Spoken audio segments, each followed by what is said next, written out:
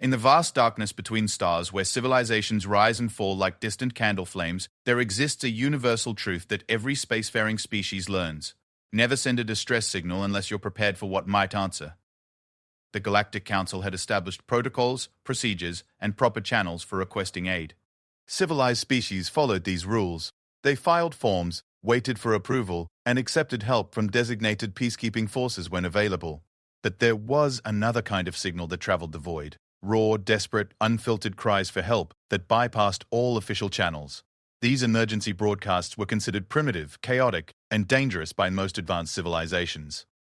They attracted the wrong kind of attention. The kind of attention that came from a species the galaxy had tried very hard to forget existed.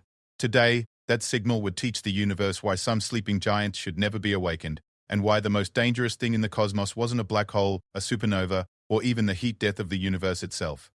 It was humanity. When someone threatened their friends.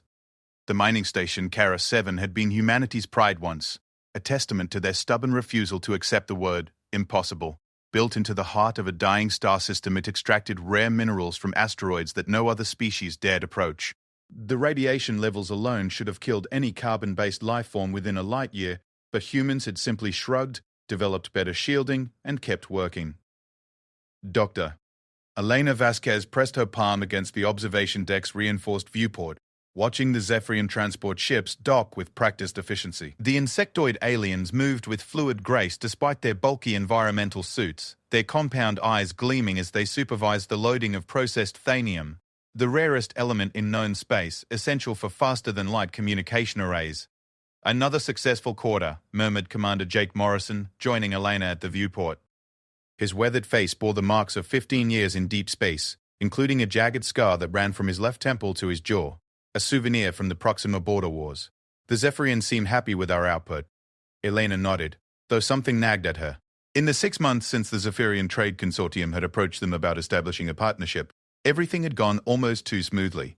The insectoids were efficient trading partners, paid promptly, and asked few questions about human mining techniques. For a species known throughout the galaxy for their suspicious nature and complex bureaucratic processes, their straightforward approach had been refreshing. "Dr. Vasquez to the Communications Center, Priority 1, crackled the station's intercom system. Elena exchanged glances with Morrison before making her way through the station's corridors. Passing the bustling workshops where human engineers worked alongside Zephyrian technicians, the Communications Center buzzed with activity. Lieutenant Sarah Chen, the station's communications officer, looked up from her console with worry creasing her features. "Doctor, we're receiving some unusual transmissions from the outer system. Long-range sensors are picking up massive energy signatures moving in formation." Elena studied the readouts, her background in xenological studies helping her interpret the complex data streams. "How massive are we talking?" "Dreadnought class, at least. Maybe bigger." Chen's fingers danced across her console, refining the sensor data. "The energy signatures don't match any known Galactic Council ship designs, and they're not broadcasting standard identification codes." Morrison arrived moments later, drawn by the urgency in Chen's voice over the comm. He leaned over the console, studying the tactical display with the practiced eye of someone who'd spent years in military service. "Vector analysis suggests they're heading directly for us. ETA approximately 14 hours. Elena felt a chill that had nothing to do with the station's environmental systems. "Have you tried contacting them?" "Multiple attempts on all standard frequencies," Chen replied. "No response. But, Doctor, there's something else. The Zephyrian ships docked at our station have gone completely silent. No response to our hails, and their life signs are strange." Elena's mind raced. The Zephyrians were meticulous about maintaining communication protocols. For them to suddenly go silent suggested either technical problems or something far more concerning. "Define strange, Lieutenant." Chen pulled up the bioscanner readings from the docked Zephyrian vessels. The signatures are still showing as alive, but they're exhibiting synchronized neural patterns, almost like they're all thinking the same thoughts simultaneously. Morrison's hand unconsciously moved to where his sidearm would have been in his military days. That's not normal Zephyrian behavior. Their species is famous for their individualistic nature and complex social hierarchies. Elena studied the data for several minutes, pieces of a disturbing puzzle beginning to form in her mind. Her xenological training had exposed her to reports of various alien species and their behavioral patterns, including some classified files about parasitic organisms discovered in the Outer Rim territories. Commander, I think we need to consider the possibility that our Zephyrian friends aren't entirely themselves anymore, she said quietly. As if summoned by her words, the station's proximity alarms began wailing. On the main display, the docked Zephyrian ships were beginning to move in perfect unison, their hulls glowing with an eerie bioluminescence that had never been part of their original design. All Zephyrian vessels are powering weapons, Chen reported, her voice tight with controlled panic. They're targeting our reactor core. Morrison activated the station-wide alert system. This is the commander. All personnel to emergency stations. This is not a drill. He turned to Elena. How long do you think we have? Elena watched as more contacts appeared on the long-range sensors, dozens of ships, all broadcasting the same synchronized signals as the Zephyrian vessels. Based on the energy signatures of those incoming ships, and the fact that our partners are now pointing guns at us, I'd say we have maybe an hour before whatever's controlling them decides we're not useful anymore. The first energy blast from the Zephyrian ship struck the station's outer hull, causing the lights to flicker. Emergency containment fields activated automatically, sealing off the damaged sections. But Elena could see from the damage reports that they wouldn't survive a sustained assault. Chen, prep a message capsule, Morrison ordered.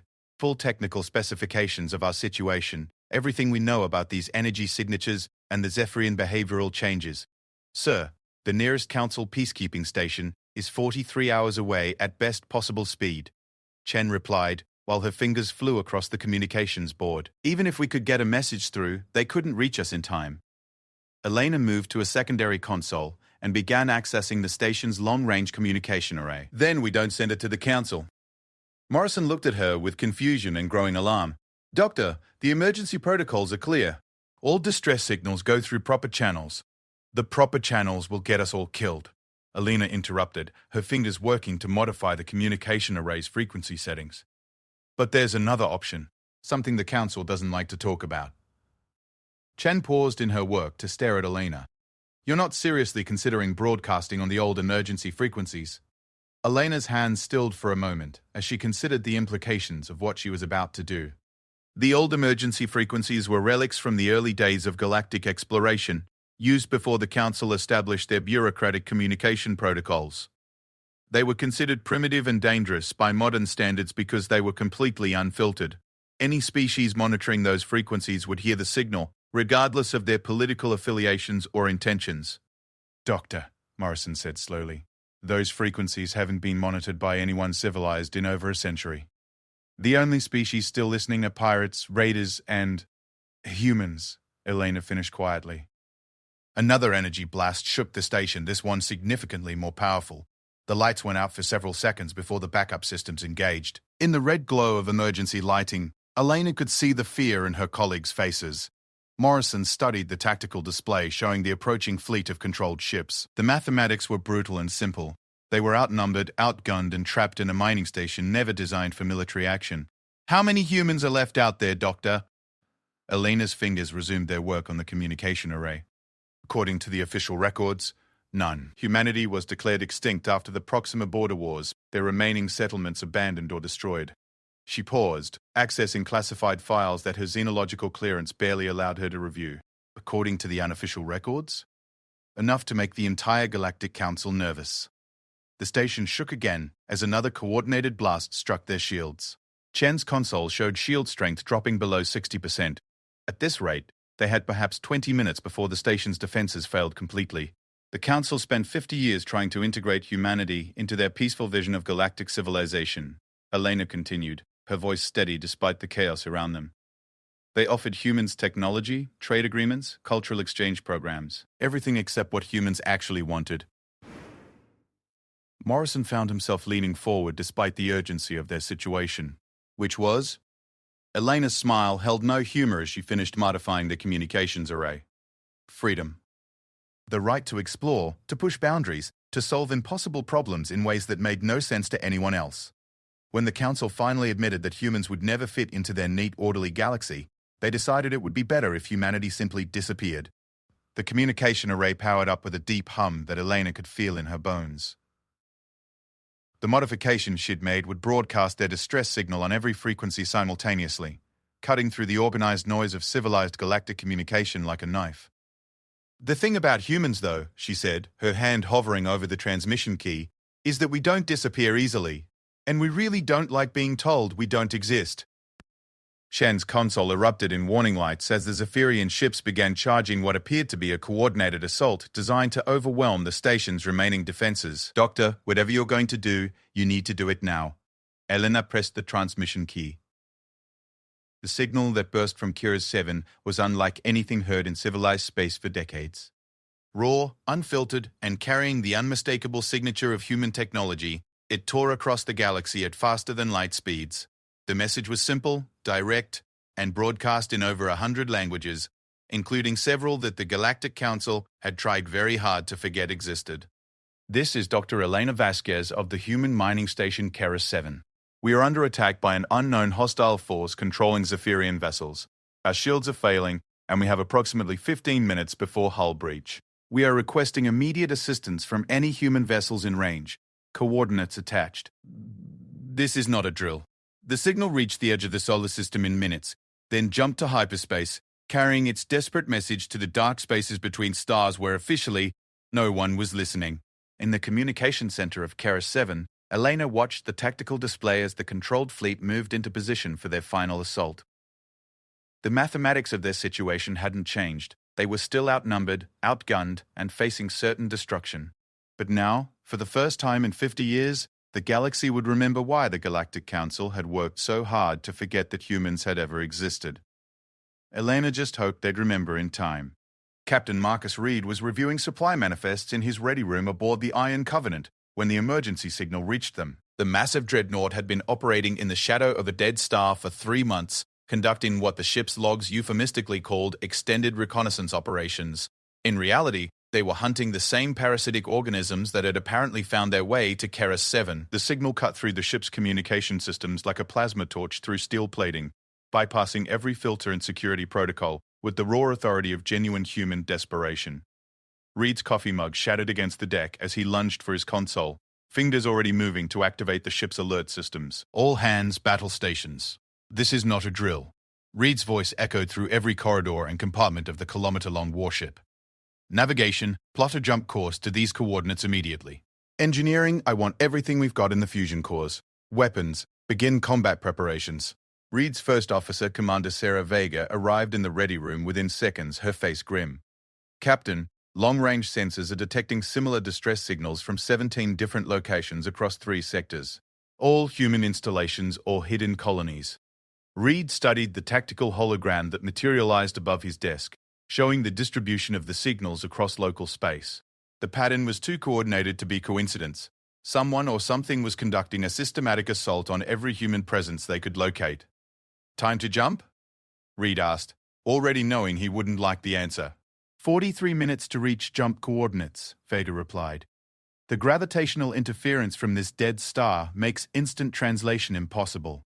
In 43 minutes, Keras 7 would be nothing but expanding plasma and debris. But the Iron Covenant wasn't the only human ship that would have received that desperate signal. Communications, open a channel on all human frequencies. Reed ordered. All ships, all stations, all listening posts. Priority Alpha authorization. The communications officer, a young woman whose genetic modifications allowed her to process data streams at superhuman speeds, nodded rapidly. Channel open, Captain.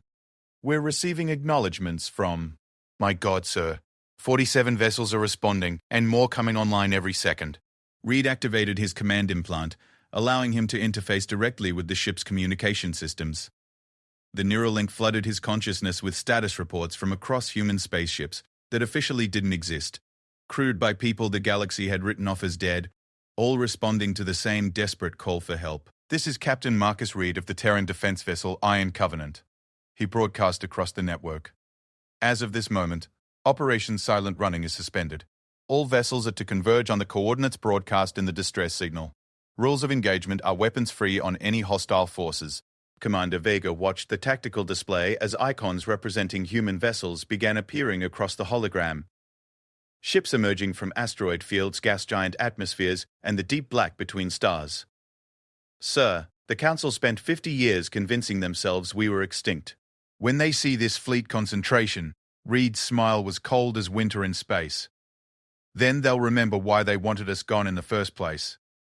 The Iron Covenant shuddered as its massive fusion drives engaged, pushing the dreadnought toward jump coordinates with acceleration that would have liquefied any unprotected organic matter on board. But Reed's crew weren't entirely organic anymore.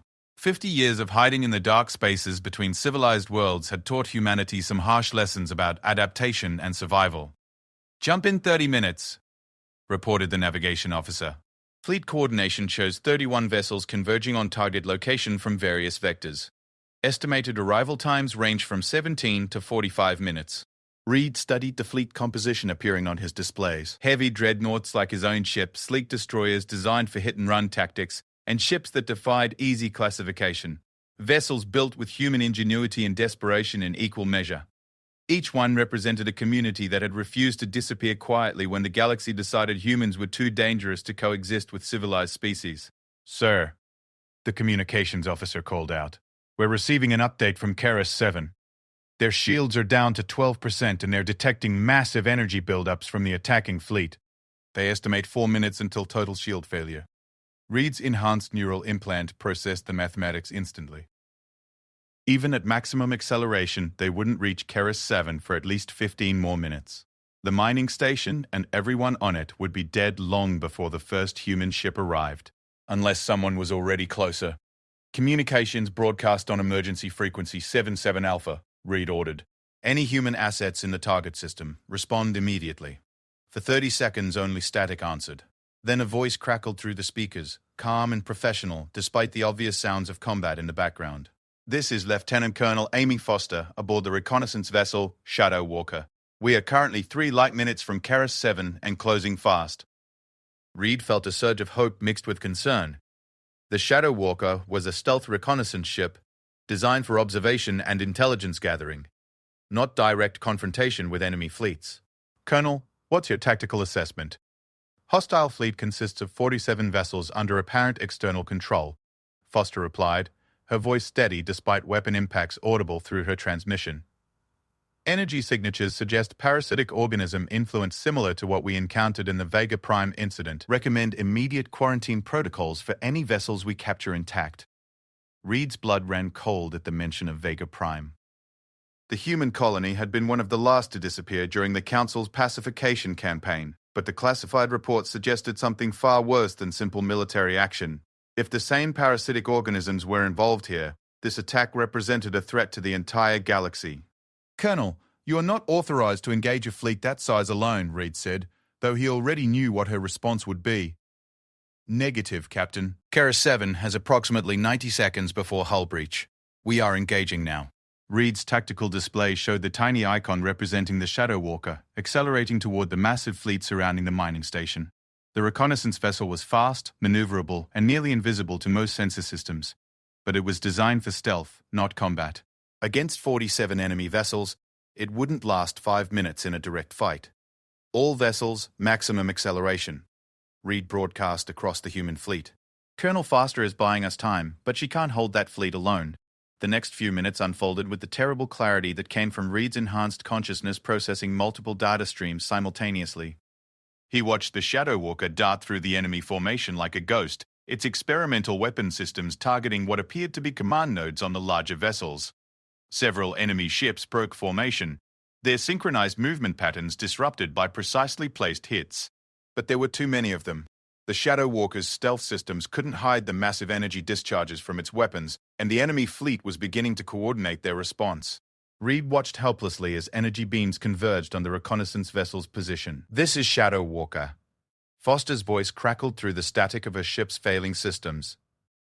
"Keras 7 is clear for now, but my ship is heavily damaged. I'm detecting additional hostile vessels jumping into the system. This is bigger than we thought."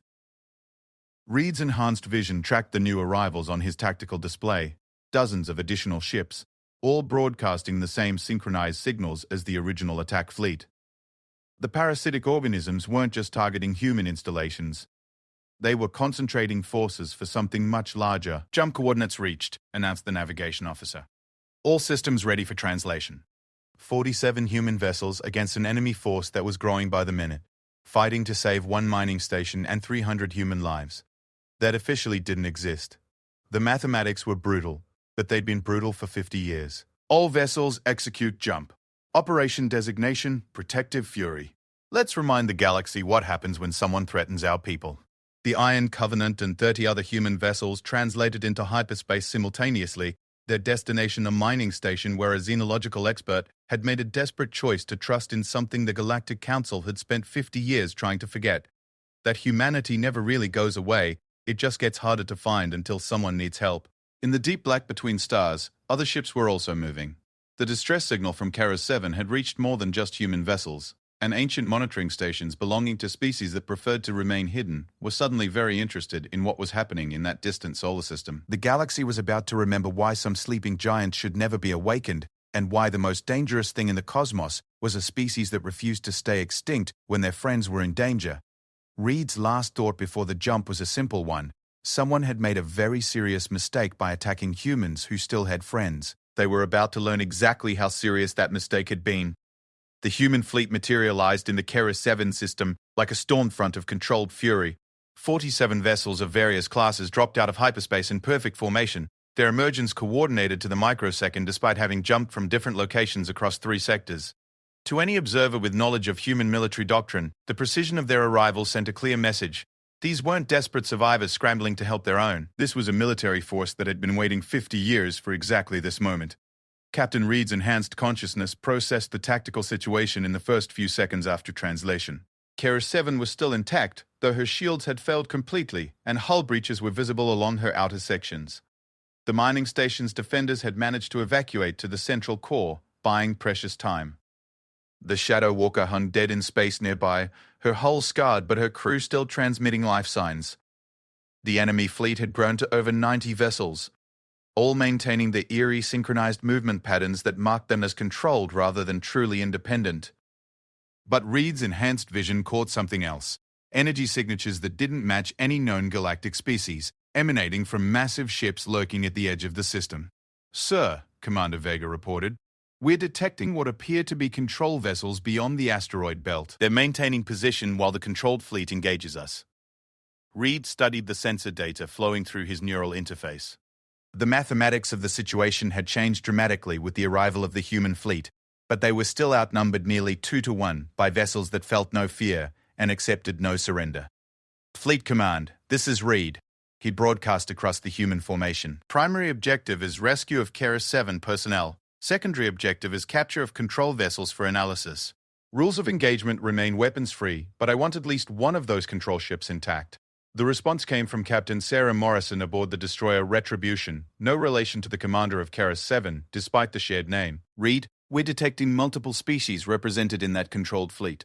Zephyrian, Altarian, even some Council peacekeeping vessels. Whatever's controlling them has been busy." Reed's blood chilled as he recognized the implications. If the parasitic organisms had spread to Council ships, this incident would trigger a response that could destabilize the entire galactic political structure. The Council's carefully maintained peace depended on the belief that threats like this were ancient history, relegated to the dark spaces beyond civilized space. "All vessels engage enemy fleet. Weapons free, targeting non-essential systems where possible. We need information more than we need destruction." The human fleet surged forward with the controlled aggression of predators who had spent 50 years perfecting the art of warfare in the dark between stars. Unlike the synchronized movements of the enemy vessels, human ships moved with chaotic precision, each captain making independent decisions that somehow supported the overall tactical picture. The first exchange of fire lit the system like a miniature star. Human weapons, refined through decades of guerrilla warfare against superior numbers focused on disruption rather than destruction. Electromagnetic pulse warheads detonated among the enemy formation, their effects carefully calibrated to disable control systems without causing fatal damage to the crews trapped inside. Reed watched his tactical display as the engagement unfolded, according to human doctrine developed during the Proxima border wars. Unlike other species that relied on overwhelming firepower or superior technology, humans had learned to fight like pack hunters, isolating enemy vessels, disrupting their coordination, and exploiting the chaos that resulted. "Target the lead Zephyrian heavy cruiser," Reed ordered his weapons officer. "Full spread of neural disruptor torpedoes. Let's see if we can break whatever's controlling them." The Iron Covenant's experimental weapons systems engaged, launching projectiles that existed in a quantum superposition until they struck their target. The neural disruptor technology had been developed specifically to combat parasitic organisms that operated through biological control mechanisms. The effect was immediate and dramatic. The targeted Zephyrian vessel suddenly broke formation, its synchronized movements becoming erratic before stabilizing into normal flight patterns. On Reed's communication board, emergency signals began broadcasting from the ship. Genuine distress calls from the Zephyrian crew, speaking in their own language rather than the eerie unison that had marked them as controlled. "It works," Commander Vega reported with satisfaction. "The neural disruptors can break the parasitic control. We're receiving transmissions from the freed vessel. They're requesting medical assistance and asking for protection from the remaining controlled ships." Reed felt a surge of hope. If they could free the controlled vessels without destroying them, they might be able to prevent the kind of massive casualties that would trigger a galactic war. All vessels switch to neural disruptor munitions where available. Target the largest vessels first and work your way down. But the entities controlling the enemy fleet were adapting faster than Reed had anticipated. As more ships broke free from parasitic control, the remaining vessels began targeting their former allies with concentrated fire. The freed ships, still damaged and confused from their ordeal, were easy targets for vessels that felt no hesitation or mercy. "Sir, the enemy is destroying their own ships rather than allow them to be freed," reported the tactical officer. "They're prioritizing the elimination of potential intelligence sources." Reed's enhanced consciousness processed the implications with crystal clarity. The parasitic organisms weren't just trying to expand their control, they were trying to cover their tracks. Every freed vessel represented evidence of their existence and capabilities, evidence that could mobilize the entire galaxy against them. "Fleet Command Priority Override," Reed broadcast. "Protect the freed vessels at all costs. Whatever intelligence they carry is worth more than tactical advantage." The human fleet formation shifted instantly, with the smaller, more maneuverable ships moving to shield the freed alien vessels, while the heavy dreadnoughts concentrated fire on the control ships lurking at the system's edge. The change in tactics caught the enemy off guard, their synchronized responses unable to adapt quickly enough to humanity's chaotic flexibility. Reed watched as the battle evolved into something resembling an ancient naval engagement, with human ships using their freed alien allies as a core around which to build defensive formations. The controlled enemy vessels found themselves unable to target the intelligence sources they desperately wanted to eliminate without first breaking through formations of ships that seemed to anticipate their every move. "Captain," the communications officer called out, "we're receiving a transmission from one of the freed Zephyrian commanders. They're saying they have critical information about the parasitic organisms and their point of origin." Reed's enhanced consciousness immediately grasped the strategic importance of that information. If they could locate the source of the parasitic infestation, they could prevent it from spreading throughout the galaxy. "Patch them through to my personal comm system, and get me a secure channel to the fleet medical officers. If these parasites have been studying Zephyrian biology, we need to understand their capabilities." The next few minutes brought revelations that changed Reed's understanding of the entire situation. The freed Zephyrian commander, speaking through a translation matrix while their ship's medical systems worked to purge the remaining parasitic organisms, painted a picture of a threat that had been growing in the dark spaces between galaxies for millennia. The organisms weren't simply parasites, they were scouts, gathering biological and technological data for something vast and ancient that existed in the void between galactic clusters.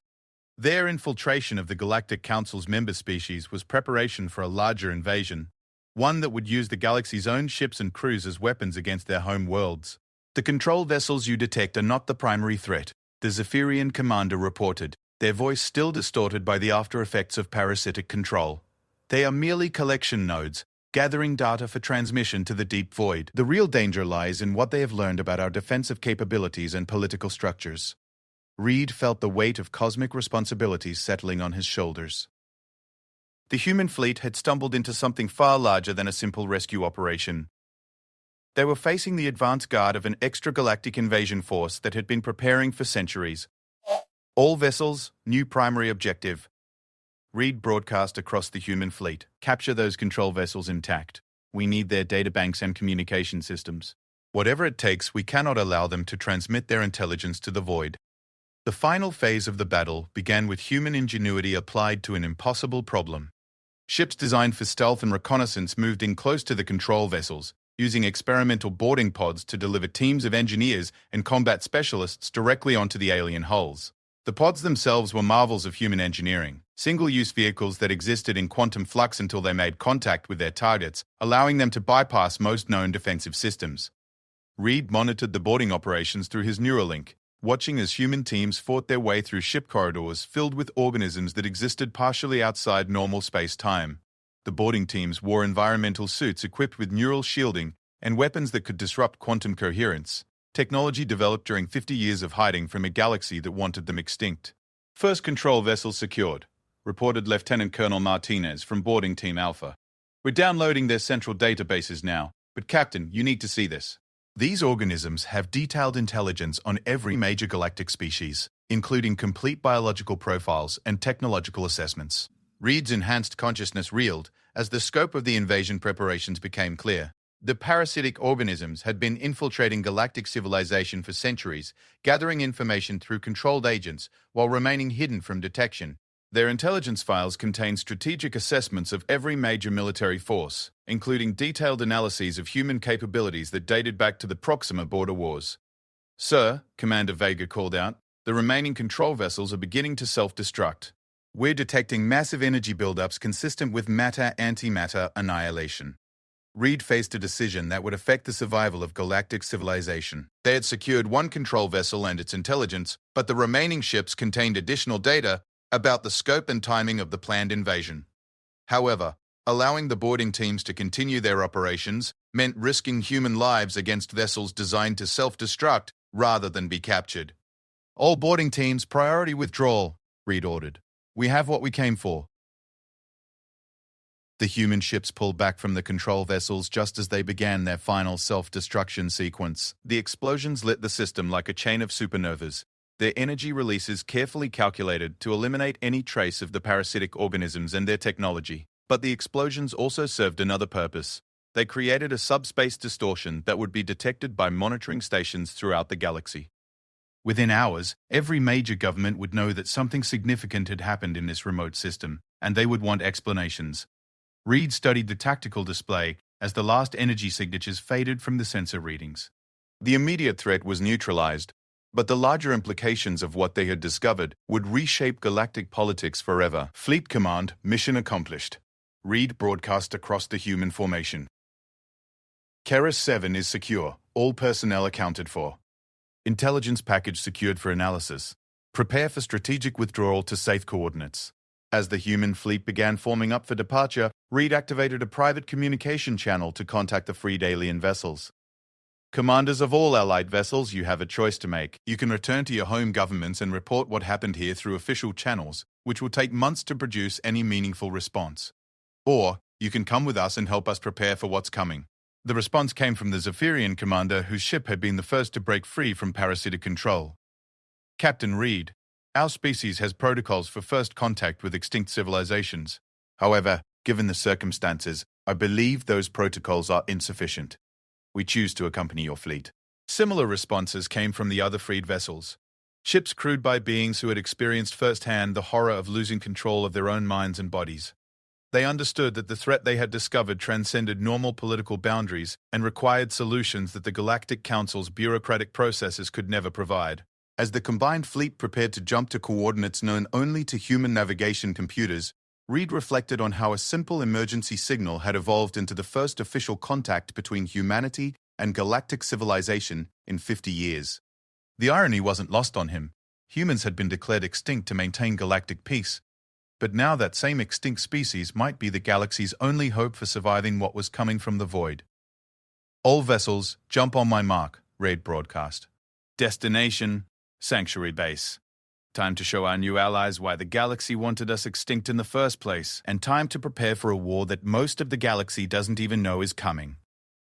The fleet translated into hyperspace, leaving behind a debris field that would puzzle galactic investigators for years. But more importantly, they carried with them intelligence that would either save galactic civilization or provide the foundation for its complete transformation. In the deep void between galaxies, ancient sensors detected the destruction of the scouting force and began calculating new variables for the invasion timeline. The organic entities that served as scouts had gathered sufficient intelligence about galactic defensive capabilities, but they had also discovered something unexpected.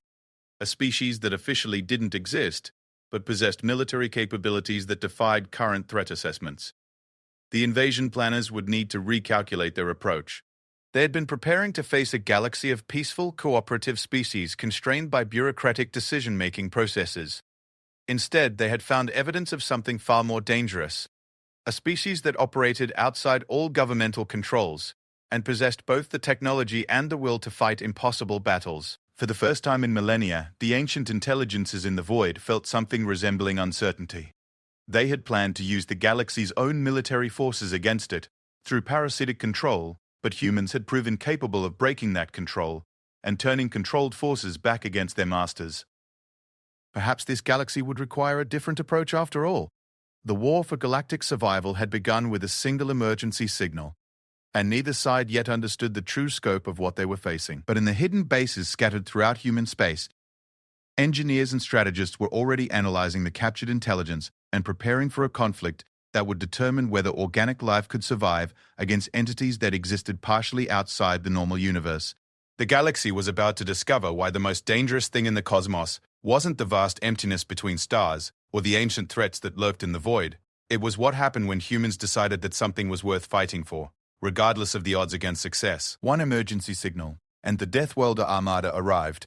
HFY, sci-fi story.